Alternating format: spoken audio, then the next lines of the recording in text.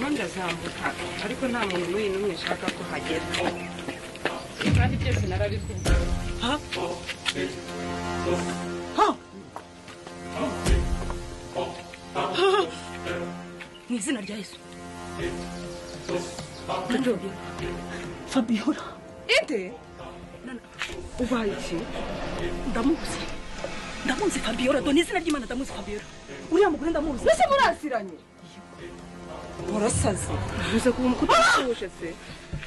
Iki nene kutamusuhuje. Nana. Fabiola. Akoze iki se?